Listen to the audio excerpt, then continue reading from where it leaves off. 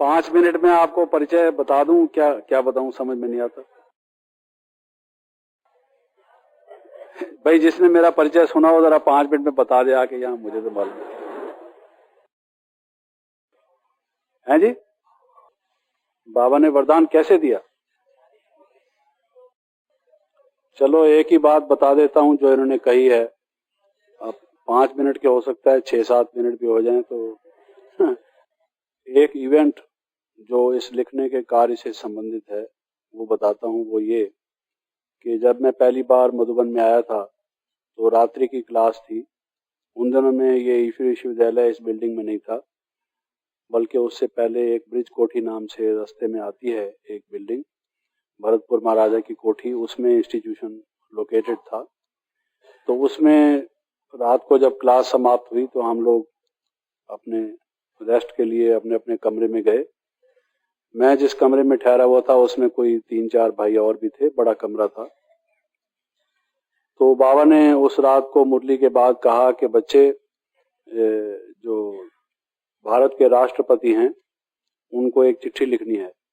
आप लोगों ने अनुभव किया है, उनको भी आप निमंत्रण दें कि शिव बाबा प्रजापिता ब्रह्मा के तन में कैसे नए संसार की नई सृष्टि की, सत्य की दैवी सृष्टि की रचना कर रहे हैं। आप भी अपना पूरा वर्षा लो, अब नहीं तो कभी नहीं। ऐसा एक उसको पत्र लिखना है, इंग्लिश में भी और हिंदी में भी, कि वो यहाँ आए और अपना इस बात को समझे और वर्षा प्राप्त करे। तो बाबा ने ये आदेश दिया और फिर पूछा कि अच्छा कौन कौन लिखेंगे। तो हमने भी हाथ उठाया कि हम लिखेंगे। उसमें कुछ लोग और भी थे। एक बहुत बड़ी कंपनी के जनरल मैनेजर थे, उनका काम ही कॉरेस्पॉन्डेंस का था। कॉरेस्पॉन्डेंस बहुत इंपॉर्टेंट चीज होती है किसी भी व्यवसाय में।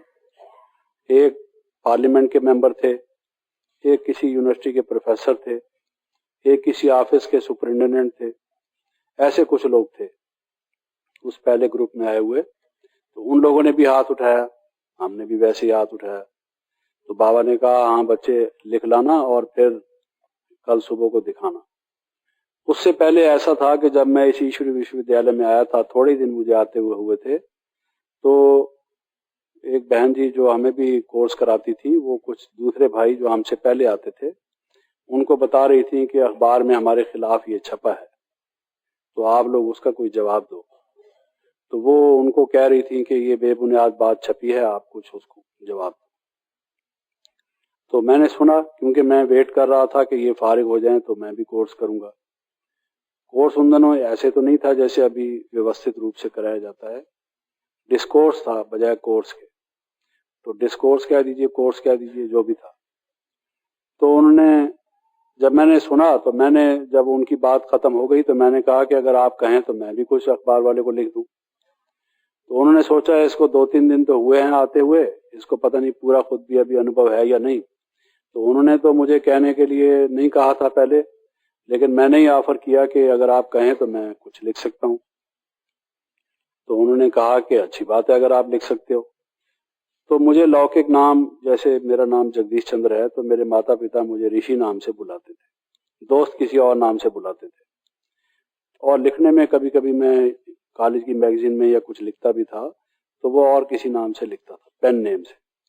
तो मैंने उन 3-4 नामों से 3-4 लेख बना के अखबार में भेज दिए, वो तीनों चारों छप गए थे। तो बहन जी को बड़ी खुशी हुई कि भाई ये कुछ काम का आदमी है, कुछ लिख सकता है।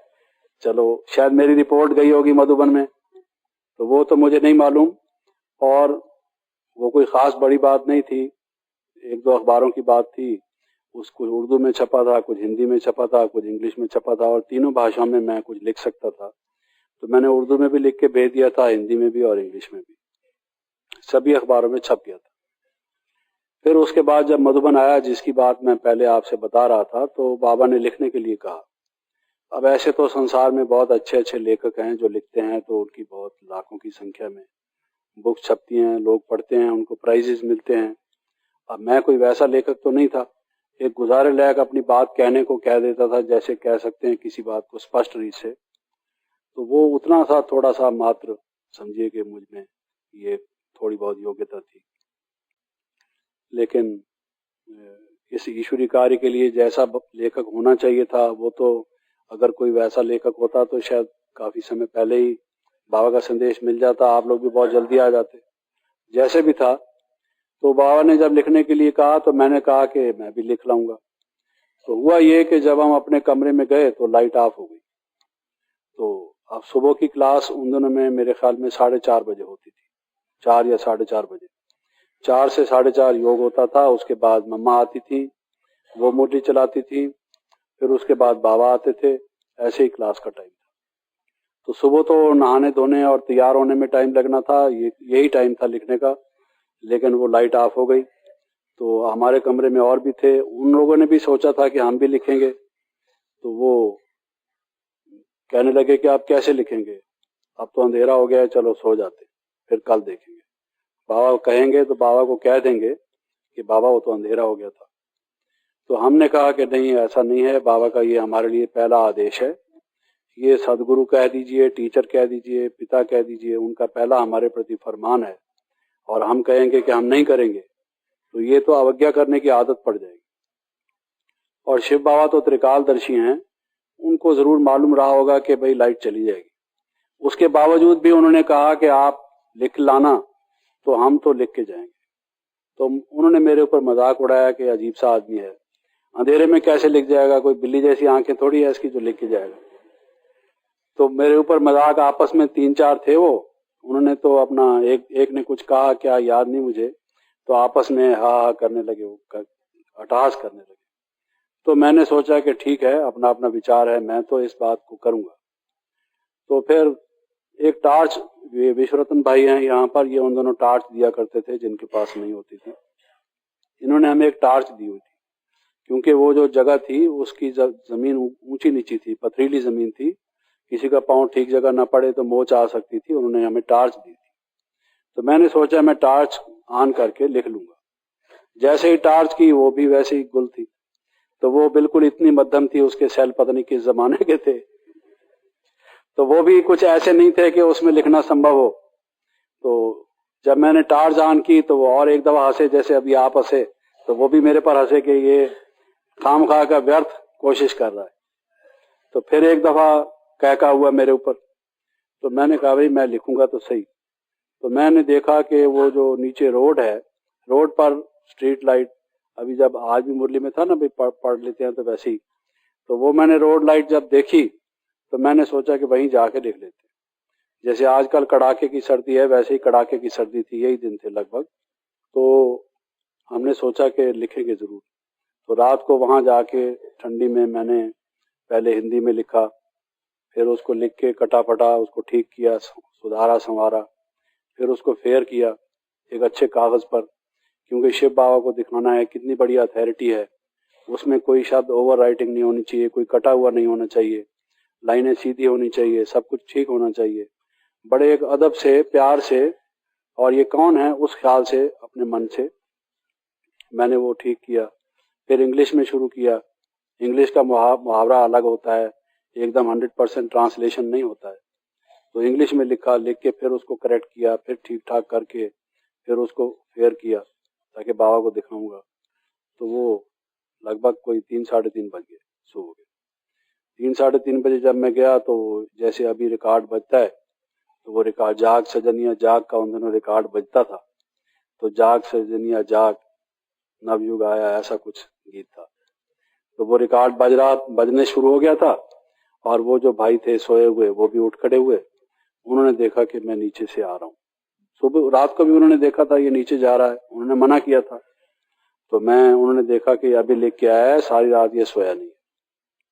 खैर, तो उन्होंने ये सोचा था कि ये तो बुजुर्ग आदमी हैं बाबा, एक महात्मा जरूर हैं लेकिन एक वृद्ध बुजुर्ग हैं, और बुजुर्गों को बहुत सी बातें भूल भी जाती हैं।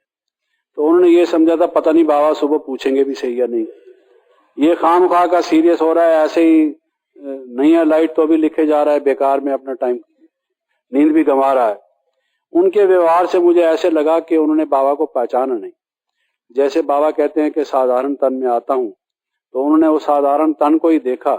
ज्ञान की दृष्टि से ये कौन है ये उन्होंने समझा नहीं। आज वो नहीं है ज्ञान में, थोड़े टाइम के बाद वो चले गए छोड़। ये मैं इसलिए आपको सुना रहा हूं कि ये सब बातें कितना फर्क करती हैं आदमी के जीवन में। तो फिर उसके बाद जब हम सुबह क्लास में गए तो मुरली में बाबा ने कहा नहीं कि आप लोग लिख लाए कि नहीं, क्योंकि वो तो ऑफिशियल मुरली में तो ये बात बाबा करते नहीं थे। वो नए थे, हम भी नए थे, तो उन्होंने ये समझा कि बाबा को देखा ना, भूल गई ना बात। अगर होता तो बाबा पूछते ना। मुरली खत्म हो गई, सब क्लास डिस्पर्स हो गई, सब लोग हम उठ खड़े हुए। उठ खड़े होने के बाद भी बाबा ने नहीं पूछा, तो उन्होंने सोचा कि हम अच्छे रहे, मौज से सोए रात भर, और ये आदमी यूं ही जागता रहा, अब हम जाके लिखेंगे।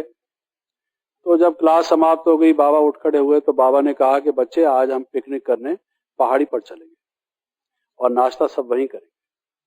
बाबा ने प्रोग्राम दिया हुआ था और आधे घंटे में सब तैयार हो जाओ तो बाबा के साथ चलना। तो सब लोग तैयार हो गए, बाबा पहाड़ी पर ले गए। पहाड़ी पर ले जाके बाबा ने कुछ पहले माँ वाक्य सुनाए, मम्मा भी थी तो उन्होंने भी कुछ हमें ज्ञान से कुछ बहलाया, मम्मा ने, बाबा ने। फिर उसके बाद उन्होंने समझा बाबा उसकी तो बात कर ही नहीं रहे, दे वर वेरी हैप्पी।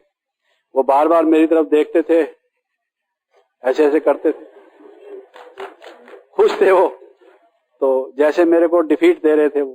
ठीक है भाई, तो मैं चुप था। उसके बाद बाबा ने कहा कि अच्छा बच्चे, वो जो रात को मैंने लिखने को कहा था तो वो कौन कौन लिख रहा है। तो अब मैंने तो मुंह नीचे कर लिया, शर्म मुझे आ गई, आनी चाहिए थी उनको, लेकिन अब वो बेचारे सचमुच शर्मिंदा तो हुए। तो मैंने तो कुछ नहीं कहा बाबा को, उन्होंने ही कह दिया कि बाबा हम तो नहीं लिख लाए क्योंकि रात को अंधेरा था, जगदीश भाई लिख लाए। तो उन्होंने मेरी तरफ से कह दिया बाबा, और कोई भी नहीं लिख लाया था। वो जो जनरल मैनेजर साहब थे वो थे, कोई भी नहीं लिख लाया था। तो फिर मुझे बाबा ने कहा कि अच्छा बच्चे क्या लिख लाए हो, पढ़ो। मैंने पढ़ा तो वो कोई इतना चमत्कारी नहीं था, साधारण ही रहा होगा मैं समझता हूँ, क्योंकि मैं अपनी लेखनी से, शैली से वाकिफ हूँ कि कोई बहुत ज्यादा ऐसी बात नहीं है उसमें, साधारण सी बात है। बात क्या लिखनी है वो क्लियर तो जरूर हो जाती है। तो साधारण सा मैं लिख लाया था, जो मेरे से हो सका था। वही मेरी श्रद्धा के फूल थे बाबा के प्रति, वही मेरी भावना थी, जो मैंने सिर्फ उसका अदब करने के कारण से मैं लिख लाया था, जैसा भी था। तो जब मैंने सुनाया तो वो भोलानाथ जिसको कहा जाता है, वो लुटा देता है खजाना। छोटी सी बात मैंने की थी, एक पहली दफा लिख के लाया था। तो बाबा ने कहा कि बच्चे इस ईश्वरी विश्वविद्यालय का साहित्य लिखने का बाबा आपको वरदान देते, यू विल बी।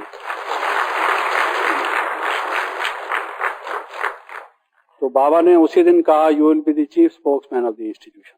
इस ईश्वरी विश्वविद्यालय का ज्ञान कहीं भी पेश करना होगा, उसकी वजह से आप उसके मुख्य वक्ता होंगे। तो मैं तो बड़ा एक समझिए कि मेरे लिए एक सरप्राइज था, अजीब सी बात थी, कभी मन में ये सोचा भी नहीं था।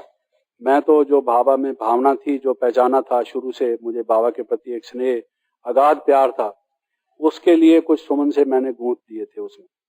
लेकिन जब बाबा ने ये कहा तो मुझे लगा कि एक मिनट में मेरा मन चला बड़ा एक तेज रफ्तारी से कि मैं अगर लोगों के सामने ज्ञान रखूंगा, पहले खुद नहीं समझूंगा तो कैसे रखूंगा। इसका मतलब यह है कि बाबा मेरी बुद्धि का तारा खोल देंगे, तभी पहले मैं समझूंगा। जब बाबा मुझे निमित्त बनाएंगे तो जरूर पहले मेरा ही उपकार होगा, मेरा कल्याण होगा। ये तो बहुत बड़ी बात है कि मैं ईश्वरी ज्ञान को समझ पाऊंगा। मैं अगर उसको बारीकी से नहीं समझूंगा तो दूसरे को कैसे समझाऊंगा। तो ये तो मेरा बाबा ने कल्याण ही कर दिया। एक चिट्ठी मैंने क्या लिखी, बाबा ने सारा ही खजाना मुझे दे दिया। और कोई ज्ञान किसी मनुष्य का ज्ञान नहीं, ह्यूमन लेवल को समझना आसान होता है, किसी मनुष्य को समझना। भगवान जो एकदम ज्ञान के सागर हैं, इतने गंभीर हैं ज्ञान में, उनके गंभीर ज्ञान को समझने के योग्य मुझे बाबा बनाएगा, मेरी बुद्धि को इतना एक वरदान देगा, शक्ति देगा। तो मैंने सोचा बाबा ने तो मुझे माला माल कर दिया। मेरी आंखें गीली हो गई और मुझे ऐसा लगा कि ओहो, एक मिनट में बाबा ने क्या मुझे दे दिया। और फिर मैं अगर लिखूंगा और वो छपेगा, संसार के सामने जाएगा, उसके द्वारा एक सेवा हो जाएगी, उनका आशीर्वाद भी मुझे मिलेगा। ये तो बाबा ने मुझे इतना दे दिया, जिसको कहते हैं भाई एक अपार कृपा, अकारण कृपा जिसको कहा जाता है। तो बाबा कैसे कृपालु हैं, दयालु हैं, दया के भंडार हैं, वरदानों के देने वाले हैं, या जिसको कहा जाए भाई शिव भोले भंडारी हैं, कुछ भी कह दीजिए। तो एक पहली झलक थी उसकी, पहला स्वरूप था। उसके बाद और कई ऐसी बातें हुई। जो एक दफा मम्मा बैठी थी, मैं भी बैठा था एक चेंबर में क्लास के बाद। तो मम्मा तो अपनी सरस्वती हैं ही, तो बाबा ने मम्मा को कहा कि सरस्वती को संबोधित करते हुए कि ये तो सरस्वती है साक्षात। बाबा ने हम सब की तरफ कहा, जो और भी बैठे थे, मम्मा तुम इसकी बुद्धि में बैठ गई हो, ये बाबा ने कहा मम्मा को। तो मम्मा तो वैसे ही उन दिन भी वो रुचि से कहा उन्होंने, लेकिन उनका तो ये था, बाबा जो बात कहते थे, अगर बाबा कहें कि उल्लू हैं तो वो मम्मा कहती थी हाँ हम उल्लू हैं। तो मम्मा ने कहा कि हाँ बाबा। तो मुझे बड़ी खुशी हुई कि साक्षात सरस्वती जो विद्या की देवी है वो भी मुझे आशीर्वाद दे रही है। साक्षात प्रजापिता ब्रह्मा जो सृष्टि के आदि पिता हैं, जो ज्ञान के एक आदि भंडार हैं, उन्होंने अपना हाथ मेरे सिर पर रखा है, मुझे आशीर्वाद दिया है। तो मैंने सोचा कि ये मेरा सौभाग्य है, परम सौभाग्य है। और उस दिन से मैंने सोचा कि बाबा की जो आज्ञा हो कभी भी टालनी नहीं चाहिए। बाबा की आज्ञा का पालन हम करते चले जाएंगे तो बाबा हमें भंडारों से भर देंगे। और ये उल्लू की बात मैं क्यों कह रहा था, क्योंकि एक दिन बाबा और मम्मा दोनों बैठे थे। मम्मा की मुरली समाप्त हुई थी और बाबा मुरली शुरू की थी बाबा ने। और बाबा ने कहा मुरली में कि हम सब उल्लू थे, उल्टे लटके पड़े थे और हमें कुछ भी पता नहीं था इस संसार का। तो ये मन से निकलना चाहिए, बाबा ने कहा, ये मन से निकलना चाहिए कि हम सब उल्लू थे। जब तक ये नहीं समझेंगे कि हम बिल्कुल उल्लू थे, अल्लाह ने आके हमें अपना वो अलिफ और बे पढ़ाया और हमें सब सुलटा किया, हम उल्टे पड़े थे। तो कैसे आपका बाबा के प्रति प्यार हुआ? तो ये बाबा जब कह रहे थे तो बाबा ने कहा मम्मा बैठी हुई है, मम्मा बोलती ही नहीं है, तो मम्मा तुम क्यों नहीं कहती कि हम उल्लू थे? तो मम्मा ने कहा कि हाँ बाबा, ऐसे सिर हिलाया। तो बाबा ने कहा देखो अभी भी मम्मा कहती नहीं है, सिर हिलाती है सिर। तो फिर मम्मा ने कहा हम पहले उल्लू थे, ये मम्मा ने क्लास में कहा। तो इसलिए मैं कह रहा था मम्मा की ये विशेषता हमने देखी कि बाबा ने जो कहा, मम्मा ने उस पर 100% निश्चय करके जो भी कहा कि ये कहने वाला कौन है, तभी वो मम्मा सरस्वती कहलाई, जो ज्ञान की परम श्रेष्ठ देवी हैं, जिनको ज्ञान का एक पूरा मर्म, ज्ञान की गंभीरता पूरी पता है और उनका साक्षात जीवन ही जैसे समझो ज्ञान में ढला हुआ जीवन। तो उसकी तो बात कभी फिर होगी। अभी संक्षेप में आपने कहा था 5 मिनट, तो क्या 15 मिनट शायद होगी।